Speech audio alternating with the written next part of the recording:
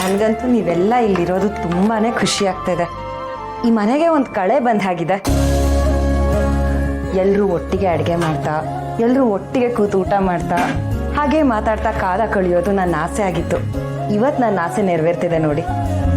ಹೌದು ಮೇಡಮರೇ, ನೋಡಿ ನಮಗೆ ನಿಮ್ಮನ್ನ ಖುಷಿ ಪಡಿಸೋದಷ್ಟೇ ನಮ್ಮ ಕರ್ತವ್ಯ. ನೋಡಿ ನಿಮಗೆ ಇಂಥದ್ದೊಂದು ಆಸೆ ಇದೆ ಅಂತ ನನಗೆ ಗೊತ್ತೇ ಇರಲಿಲ್ಲ. ನಮ್ಮ ಮೇಡಮ್ ಅವ್ರಿಗೆ ಗೊತ್ತಾಗಿನೇ ನಮ್ಮನ್ನೆಲ್ಲ ಗುಡ್ಡೆ ಹಾಕೊಂಡು ಇಲ್ಲಿ ಕರ್ಕೊಂಬಂದ್ರು.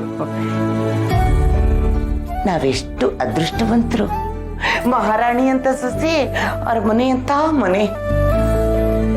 ನಮಗೂ ಇಲ್ಲಿ ಬಂದಿರೋದು ತುಂಬಾನೇ ಸಂತೋಷ.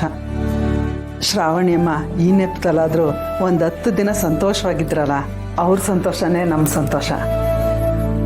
ಮೇಡಮ್ ಓ ಶ್ರಾವಣಿ, ಬಂದ್ಯಲ್ಲ, ಕಾಫಿ ಕುಡಿತೀಯಾ? ಬೇಡ ಚಿಕ್ಕಮ್ಮ, ನನಗೇನು ಬೇಡ.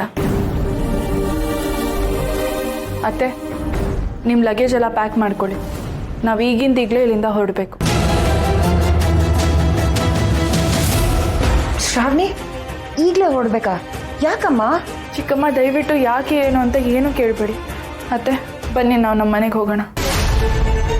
ಅಲ್ಲ ಶ್ರಾವಣಿಯಮ್ಮ, ಅದು ಪ್ಲೀಸ್ ಅತ್ತೆ, ತಡ ಮಾಡಿಬಿಡಿ. ಧನಲಕ್ಷ್ಮಿ ಅದಕ್ಕೆಗೂ ಹೇಳಿ, ಅವರು ಕೂಡ ಲಗೇಜ್ ಎಲ್ಲ ಪ್ಯಾಕ್ ಮಾಡ್ಕೊಳ್ಳಿ. ನಾವು ತಕ್ಷಣ ಇಲ್ಲಿಂದ ಹೊರಡಬೇಕು. ಅಯ್ಯಯ್ಯೋ, ಇದೇನಿದು? ಈ ಶ್ರಾವಣಿ ಇದ್ದಕ್ಕಿದ್ದಂಗೆ ಈ ಥರ ಹೇಳ್ತಿದ್ದಾಳಲ್ಲ. ಈ ಮನೆಯಲ್ಲಿ ಇನ್ನೂ ಸ್ವಲ್ಪ ದಿನ ಇದ್ದು ಏನಾದರೂ ವರ್ಕೌಟ್ ಮಾಡ್ಕೊಳ್ಳೋಣ ಅಂದ್ಕೊಂಡಿದ್ದೆ. ಅಷ್ಟರಲ್ಲೇ ಹೋಗೋಣ ಅಂತಿದ್ದಾಳಲ್ಲ, ಏನು ಮಾಡಲಿ? ಮೇಡವ್ರೆ, ತವ್ರ ಮನೆಗೆ ಅಂತ ಬಂದ್ರಿ, ಇವಾಗ ಮತ್ತೆ ಗಂಡನ ಮನೆಗೆ ಹೋಗಬೇಕು ಅಂತ ಹೇಳ್ತಾ ಇದ್ದೀರಿ. ನೋಡಿ, ತವ್ರ ಮನೆಗೆ ಬಂದಮೇಲೆ ಒಂದು 4 ದಿನ ಇದ್ದು ಹೋಗಬೇಕು, ತಪ್ಪೇನೂ ಇಲ್ಲ.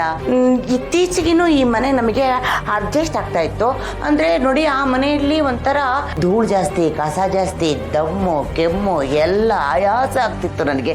ಈ ಮನೆಯಲ್ಲಿ ತಣ್ಣನೆ ಗಾಳಿಲಿ AC-ಯಲ್ಲಿ ತಂಪಾಗಿ ಮೆತ್ತಗಿರೋ ಬೆಡ್ ಮೇಲೆ ಇವಾಗ ತಾನೇ ಹುಷಾರಾಗ್ತಿದ್ದೆ.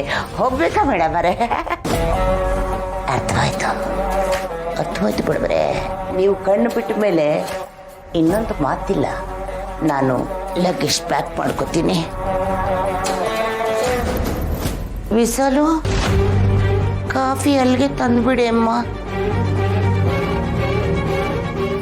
ಅಮ್ಮ, ನಾನು ಮತ್ತೆ ಐಶು ಇಬ್ರು ರೂಮಲ್ಲಿ ಆಟ ಆಡ್ತಿರ್ತೀವಿ. ತಿಂಡಿನ ಅಲ್ಲೇ ತಂದು ಕೊಡ್ತೀರಾ? ಐಶು ಪುಟ, ನಿಮ್ಮ ಅಮ್ಮನಿಗೆ ಹೋಗಿ ಬ್ಯಾಗ್ ರೆಡಿ ಮಾಡ್ಕೊಳಕ್ಕೆ ಹೇಳು. ಈಗಲೇ ಹೊರಡ್ತಾ ಇದ್ದೀವಿ.